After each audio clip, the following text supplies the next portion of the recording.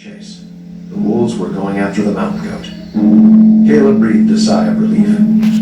Stay alert, Wilson reminded him. We also have bears on the island.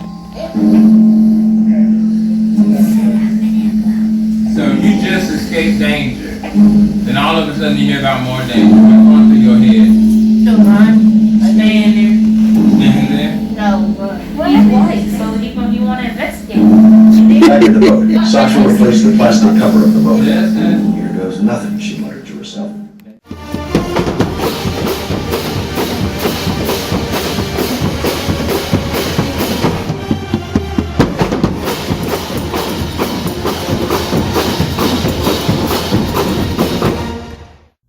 Hello everyone. So I have not vlogged this month because it's been that kind of it's been that kind of month. Today is February 26th and it's been busy. This is midterm week. We finished our midterms on yesterday, thank God, and it has been a very, very long week. But good. It's just a lot of things transpired, but I was basically just being an administrator, just doing my job. But this month has been busy between just classes and day-to-day routine, and then trying to balance also this job. I'm trying to make sure I'm doing my job here, so I don't really have a whole lot of things to add to the February vlog, but I wanted to put something up here so that y'all know, nothing bad happens. It's just been busy. I've just been working. So yeah, and now my phone is ringing because they wait till I'm doing something to call it. Coach B. Hey, Coach B, you here? I am. All right, we're gonna shoot over there to you in a minute. Okay. All right, bye-bye. That's how it works with me. When they need me, it's just, oh, you're here. So yeah, but it's just things like that happen. I just have not had a whole lot of me time. So yeah, but things are well. We're just surviving and trying to maintain. So that's why there's not a whole lot of vlogging to do, because this month I literally did not have much free time. Every minute of the day I was just tied up doing something. But yeah, so now I got to go because they're on the way. So I think he's a new teacher here, so I think I have some training stuff to go over with him. So I'll talk to y'all later on.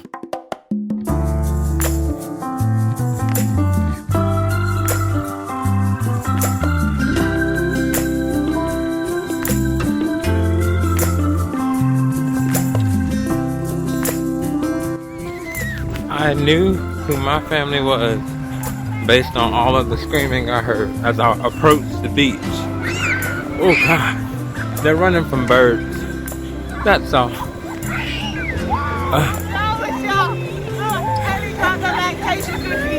So the birds coming after cookies. You should call all cookies. No one trying to fly away.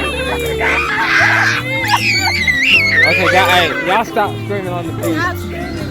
We're at the beach. You're coming with me. And I'm with my family. This is my vacation time because I need it. My sister is running from the birds. So the story is, my niece brought her cookies out here and spilled them, I guess. Is that what happened? Yeah, she dropped the cookies. She dropped them. So then the birds came out of nowhere and the family's under attack. So I think he got one. He got something. He got something. But yeah, so now we're under attack. I didn't know where they were because I was in the car. And I just followed the screens to identify my family. So, but the beach is gorgeous. It is chilly out here, but the beach is pretty.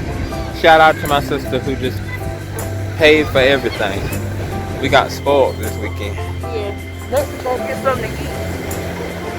Oh. We need some dogs. No, you got plenty. These are seagulls. These are seagulls. Ooh, you can feel that wind chill from this water. But it's so pretty. That's my niece and her husband behind me. But these birds are getting uncomfortably close. Alright, go on. My niece and nephews, rest in peace. They're going to get swept away.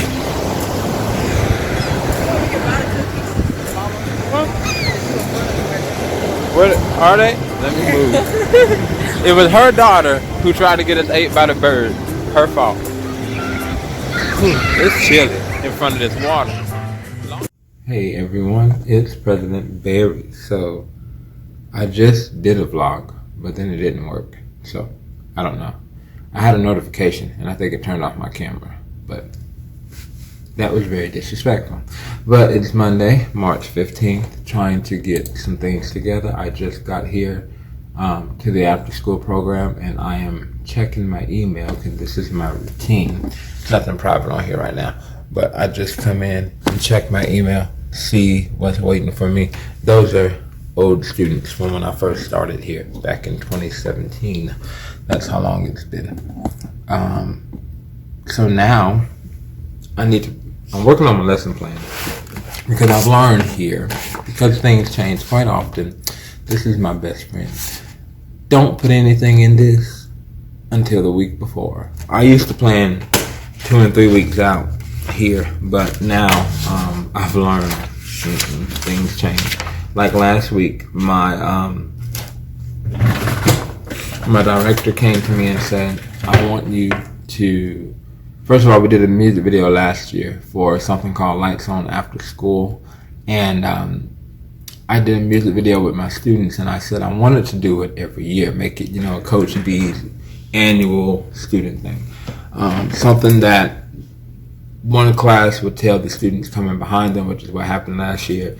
My students made a music video of the class behind us. At that time, it was Mr. Smith's class. They were like, oh, when I get to your class, I can't wait to do it. So now they're in this class this year. So when I mentioned it last week, they're like, oh, I remember. And then also another cool thing is its own rotation here as part of the TV playlist, I guess is what you would call it, and it plays in the office and in the cafeteria, all day, so much that it's annoying because you hear that same song every day. But it plays multiple times a day, so everybody gets to see the music video, and it's their work. They film it, we film it together, they choreograph it, and they even help me edit here and there. So for 4th and 5th grade to be such a part of a big project like that, and for it to be featured, well into the next school year, because that one was recorded last year and it's still playing today as we speak. So for that to be something they see, it creates a sense of pride. And even the students who did it last year, with us ending in March because of COVID, sometimes I catch them standing in front of the TV just looking at former classmates who have moved away or who are not, coming back to campus right now, or things like that, and they reminisce on the memories of my class and all the work I gave them, or friends they made, or relationships that were formed, and things like that. So that makes me feel good, because it's like, okay, I see you, you see me, hey. So I'm hoping that this will do the same thing. I'm sure it will. It's just that I'm trying to now strategize what I want to do. I think I have a song in mind, because I want to do something centered around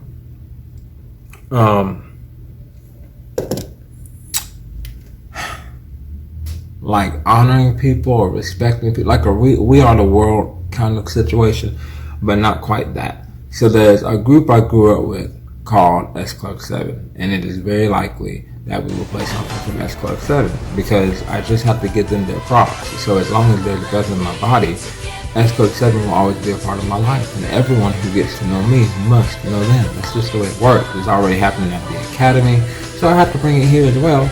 So I think we're probably going to do You by S Club 7. It's a really cool song.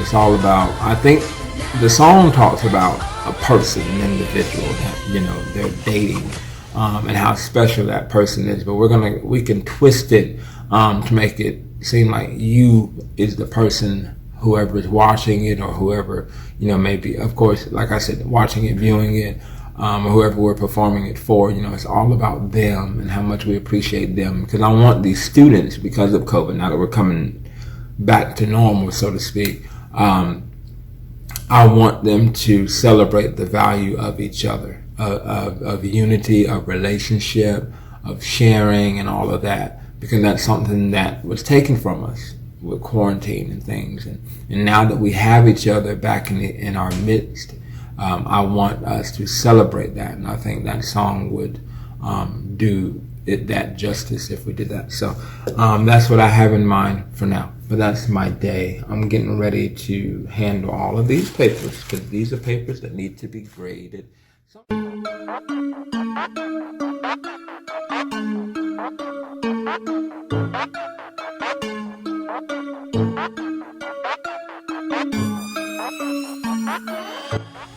%50 of my students do not do anything at school. They just show up. I have students who won't do any work at school, but they'll come here and they'll work for me. Or they'll do the bare minimum. And then the other spectrum is they get it, they're just not engaged, and because they're just bored, because they're too smart, for lack of a better term, for where they are. Meaning, I have a 4th grader who does 5th grade work. I have a 5th grader who's doing middle school work because they're literally bored in the classroom. So I have to, I work with those teachers to kind of meet that student's need because that student is flourishing. So it's like, okay, we need to accommodate that instead of just having them sit there bored, because when they're bored, they cut up. Either they cut up because they know the material, or they cut up because you're teaching over their head and they don't know the material. So when they get here, I'm able to expand them. Another thing that helps is I'll reiterate what's taught at school, but I do it another way. And the second thing I do is I teach a lot of things that are not taught in school. Like we do African American studies. I'm teaching them how to read an element key, a periodic table and stuff. In fact, I'll show you some of the stuff we're doing right now. Because I found that sometimes teaching them something different, when they hear it again, it's like, I don't want to do it. But right now they're learning how to, conduct an experiment. And in the process of conducting experiments, you have some things that you have to do, like the experiment sheet. Like you need to know, in fact, I want to show it to you. Hold on 1 second.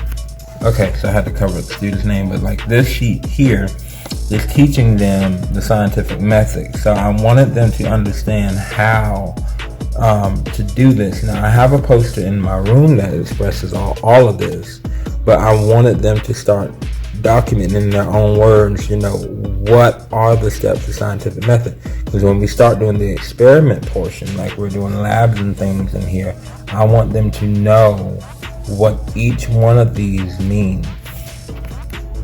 So that's where the work comes in, because it's like getting them to memorize those things. And again, that stuff that is taught is kind of touched on in school, but I want it to be already in them, because I've had so many students come back and say, because you taught me the elements, like when we got to it, everybody else was struggling, because that's the struggle in science. But I knew it because I remember that you taught me how to do it. And then, having posters like this, they see this all year long, but having them fill it out on paper helps commit it to memory. And then also being able, my 4th and 5th graders do real labs, like we're looking at animals, the decomposing process, all of those, they take interest in it, and there's things they're hungry for, and then they can dissect. Now they got these websites where you can dissect frogs online, things like that. So that's something else we do. And then of course you got your periodic table. So they literally learn, I don't have it up here, but they literally learned last week how to create one of these element keys and what they look like and what each part of the element key does. I use this as my example, and then where's that? Sorry. I use this as my example, and I literally teach them to break down what an element key is. And then these right here, where it says define elements, basically they're going to learn to recognize the symbol.